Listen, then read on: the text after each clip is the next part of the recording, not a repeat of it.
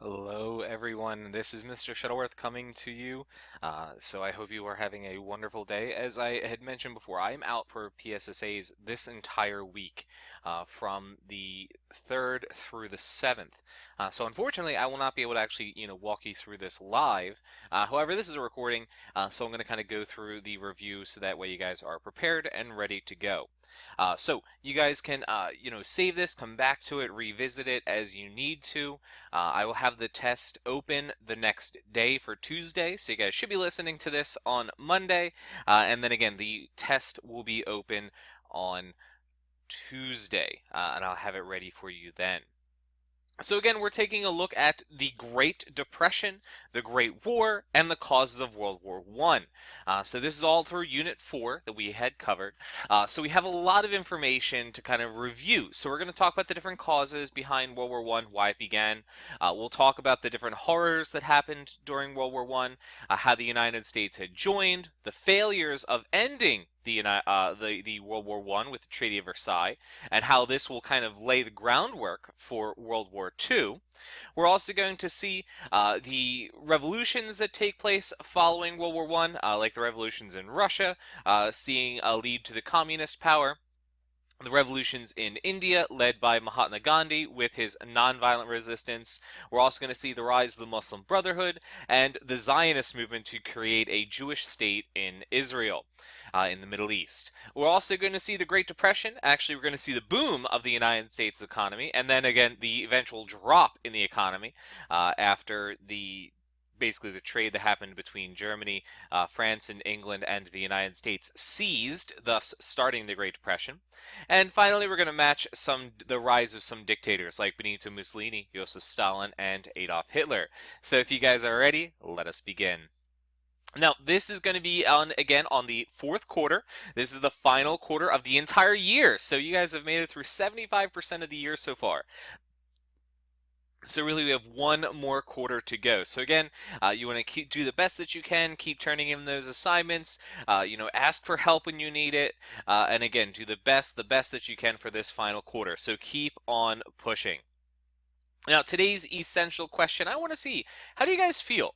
You're not going to be able to respond to me, but just take a second to take a mental note of how you feel. Are you ready for the test? Are you not ready for the test? Are you so good you know you're going to do an A on the test, or are you somewhere in between? All right, so again, just take a second just to kind of think about how you feel for the test.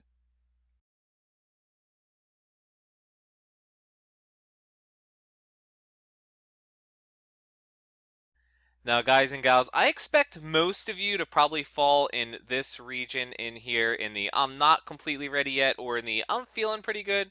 Unless you guys have been studying, and then you could certainly be up here. But this is roughly where I think you guys will probably fall for the most part. So as we go through, there's going to be a lot of interaction here. So I'm going to basically leave these slides up for about a minute or so, give you a chance to try to figure out the answers for each of these questions. And then I have the next slide, and that's going to show you guys the actual answers for these questions. So we see here a little bit of filling in the blanks, some identifying here. So the communist leader of Russia, that wanted to hire people to start a workers' revolution, then get power from the working class. He didn't want Russia to become a democratic nation. This person believed that the Germans were put on this earth to rule the world. This person was a Russian leader that had the 5-year plan to industrialize Russia and make it a true industrial power within 5 years. And this was an Indian revolutionary leader that used nonviolent resistance to create change and believed that the strength and courage to suffer without retaliation. The idea that suffering will gain sympathy, sympathy will gain change. So again, see if you guys can figure out who these people are. Again, use your study guide, use your vocab list if you need to. See if you guys can figure that now.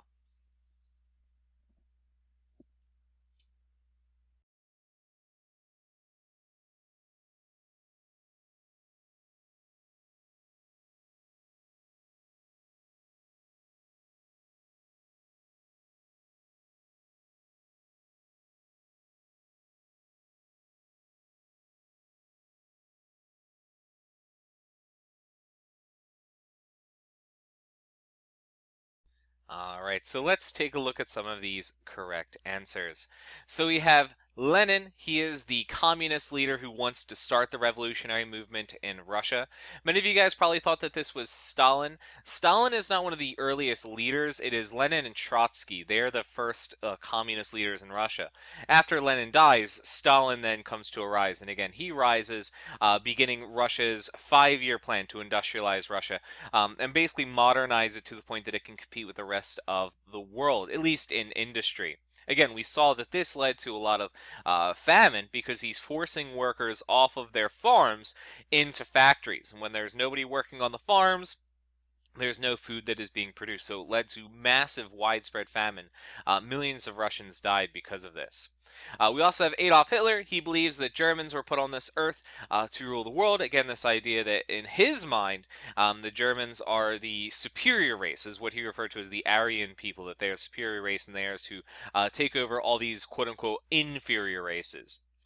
And then finally, you have Mahatma Gandhi. He is the Indian revolutionary leader who, through nonviolence, eventually gains the independence and at least some representation for the Indian people, the native Indian people living in India, at least in the British colonial government. Now, there were certain alliances in World War I before the beginnings of World War I. And this is really what allows the war to truly grow. So there was an alliance between France and this country, between Austria-Hungary and this country, and between Russia and this country. So take a second here to see if you can figure out who are these key alliances between. All right, so I'm going to jump off the mic again. So again, take a second to see if you can figure out who are these key alliances.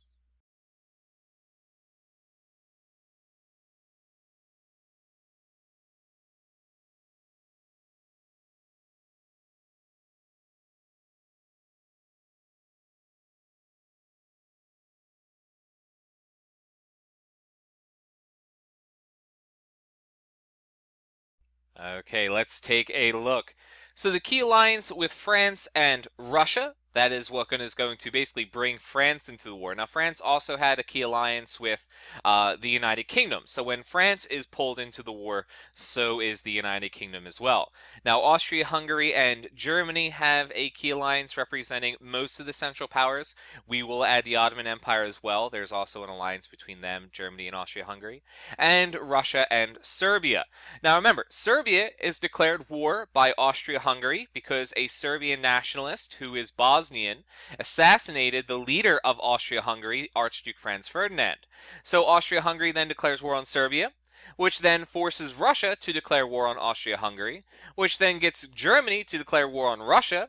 And once Russia is declared war on, France joins the war against Germany, and Germany declares war against France, bringing in the United Kingdom as well. So this one conflict between Austria-Hungary and Serbia starts a domino effect pulling in the rest of these nations. Now, we have a couple nation identifiers here. So which nation is this? This country, or the country that was punished harshly in the Treaty of Versailles after the end of World War I. Which country is this?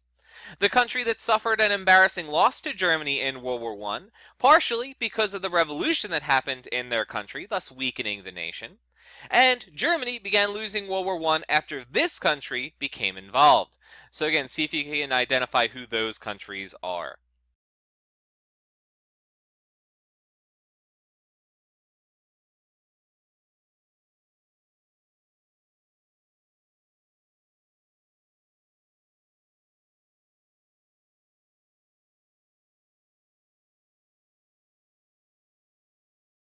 All right, ladies and gentlemen, let us take a look here. So we have Germany. They are basically blamed entirely for the beginnings of World War I. They are forced to pay massive war reparations, which destroys their economy. They create a war guilt clause, which Germany has to basically sign and say that they are responsible for all of World War I. And because they're responsible, those war reparations, they have to pay every dollar that was spent fighting them. They have to pay that back to all of those countries. Now, the United States doesn't accept any money from Germany. Rather, we actually provide a lot of loans to Germany. so that they can pay those war reparations back to England and to France, and then in turn, France is then buying goods from the United States because their country is basically destroyed. So that is how it's primed. Now, once the United States stops lending money to Germany, Germany can no longer pay back those war reparations to France and England, and when France and England don't get those war reparations back, they can't buy anything from the United States. And this is what kicks off the Great Depression. Now, Russia is the country that suffers a embarrassing loss to Germany. They give up in 1917. The war doesn't end until 1919, or I'm sorry, 1918. So they prematurely give up the war because they can no longer continue fighting because of the communist revolutionaries that are going on back in the main parts of the cities in Russia. So because they cannot continue fighting, they give up. Luckily for France and England, this is about the same time that the United States joins the war. And once the United States joins, Germany's offensive halts, and basically they lose the war from that point on. Now, we have a few more here to take a look at. So, when nations have large, powerful armies that they are proud of, what vocab term is this? A type of war during World War I that was partially responsible for the war lasting longer than many had expected. What type of war do we call that? When all citizens, soldiers, and civilians play a role in the war, what do we refer to that type of war? The goal of this group was to create a complete Islamic rule in Egypt after World War I, rejecting westernization, and the idea that Jews should have their own nation in the Holy Land. It created a lot of conflict between Jews and Muslims in this area of the world. So again, using your vocab list now, see if you can identify who these vocab terms are.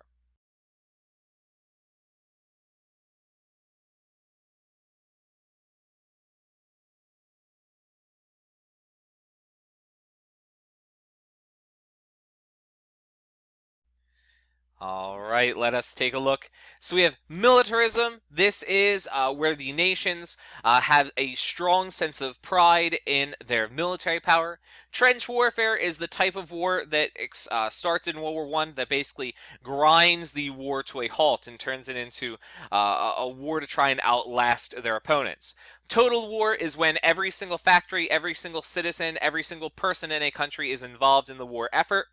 The Muslim Brotherhood is the group that tries to create complete Islamic rule in Egypt, and the Zionist movement, or Zionism, is to try and create a Jewish homeland, a Jewish country in the Holy Land. All right, we have, I believe, one more to get through. So again, we have a number of identifiers here, see if we can match them up. This event occurred when the price of items produced at farms dropped, banks began to fail, and the stock market crashes. Programs designed to help helped those poor people get themselves out of the Great Depression in the United States. In blank, the ultimate goal is equality, the name of the ship that was sunk that convinced the United States to get involved in World War I, and Woodrow Wilson proposed this plan for peace after World War I that was designed to ensure peace for a long period of time by allowing freedom to sail in all the ocean's waters, ending secret agreements between nations, starting in organizations where countries would talk about their problems rather than fight about them, what would become known as the League of Nations. So again, take a second to see if we can figure out these.